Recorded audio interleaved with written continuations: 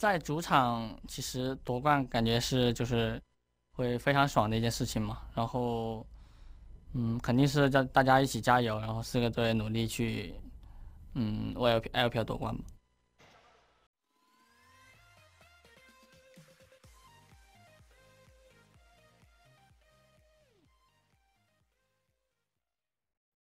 A burster, but then you need to prioritize a heavy ganking jungler.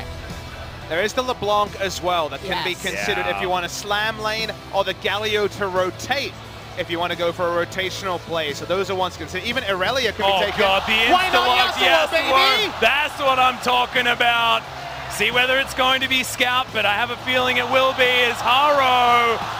What is this? The Gragas is a beautiful option. Can go into the hands of Mako as well. Could go to Ray as a bit of a shout out to Keen, but good god, that ganking combo is disgusting. And I do want to hold off and say that it's not quite Haro's Gragas. The best Gragas player that we have in the LPL is actually Mako taking the support Gragas. So obviously, still flexibility there to grab the Lee Sin and have that classic Yasuo Lee Sin combo. Speaking of classics, there's so many classical things available. We're having a classical good god, concert over here. Zyra Khan could be locked in right here for the Afrika Freaks. Beethoven, eat your heart out. Here we go. Zyra Khan. And suddenly, Flexerino is happening here, as it could definitely be a funnel once again by the Afrika Freaks. And remember, Aiming loves playing the casters as well. The mages on the bottom side. This could be a bot lane Zoe, potentially. We could still be funneling.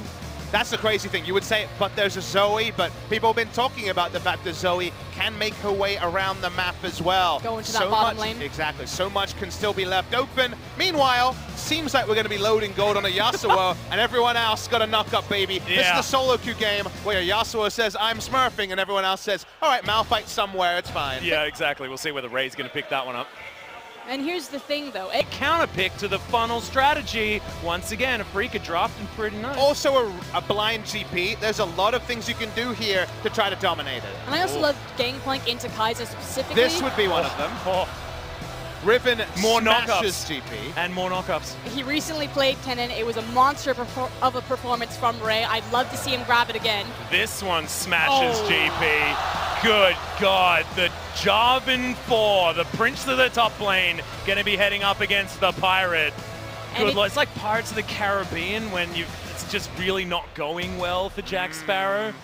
You can't really catch him, but he's definitely not having a good time. I mean, this is the classic Cannonball comp from the LPL. It goes all the way back, and it's not just about the Yasuo, it's also about the Kai'Sa. And it's about the knockups. All of that displacement ability to trigger 2 of your star champions on 2 of your star players. Edward Gaming are playing in the pocket. It's a proposal comp from EDG. They commit instantly because everyone goes in. The Yasuo joins from off the screen. The Kai'Sa joins from off the screen. We're going hard, boys. The proposal comp, or is it something else, because everyone's going to be knocked up this game. We're moving real fast in this particular relationship.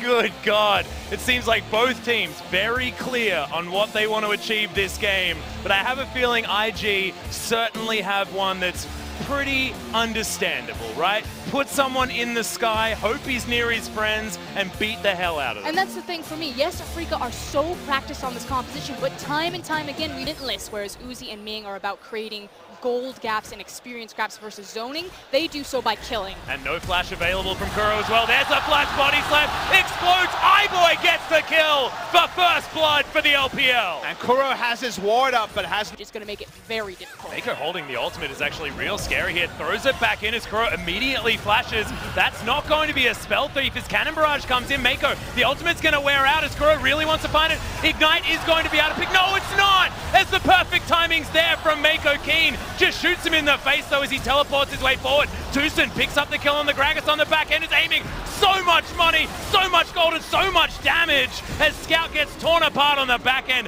Has to flash to get out, and it's a beautiful team fight from the Afrika Freaks in the end. Kuro ends up initiating with his face, but they're so far ahead it doesn't matter. Will aiming push any damage? He won't. He'll just take the red buff. He's fine with that. Oh, cooldown could be a problem. It's going in. Yep, there's the dive forward. The quickness just going to charm everybody up, and look at the health bars. The red ones are just disappearing. Kuro goes down to his stopwatch, but Iboy in the back lane is getting the work done. Aiming dead.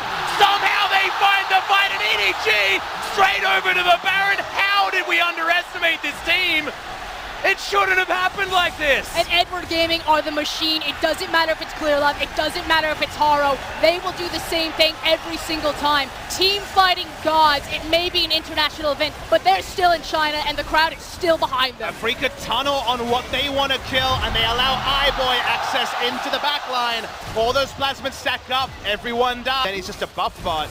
Will he be in range for a smite, as this is a load of damage? Yeah, exactly. Will anyone even be able to make it here, as they have no vision? It's going blind. It's just going to get taken down. The barrel's too late, but they had no vision, no idea, and that's a free one for Afrika. And we were talking about how the vision game was going to be so important at this point, because it was about how you can protect that Baron, how you could set up that team fight. Edward Gaming, blink. This siege minion, of course, Wind Wall can stop a bit of that damage, but do really need to turn their attention to these minions that are taking down the base. In goes Mako. This could be the engagement. Thunderstorm stops it. Blade Caller for the snares as now Iboy wants to get the work done. Has to use the stopwatch, but he's dead, everyone. This is the fight over as Afrika Freaks turn it on its head. EDG do it once, but damn straight they can't do it again. You can't get aiming down the second time. He's aware of it. Haro will be able to walk out, and Spirit will just interrupt any back timings, and Afrika will look to close the game now. And the best case scenario is that Haro can just stall time, but like you said, so long. They've got the minion wave. They have all of their carries. This should be Afrika taking the game, and which means it's King Zone versus Rogue Warriors to determine if we go to Game 5. Rogue Warriors have to do their best attempt like MVP did last time around for the LCK. I feel like the shoe is on the other foot, but anything can happen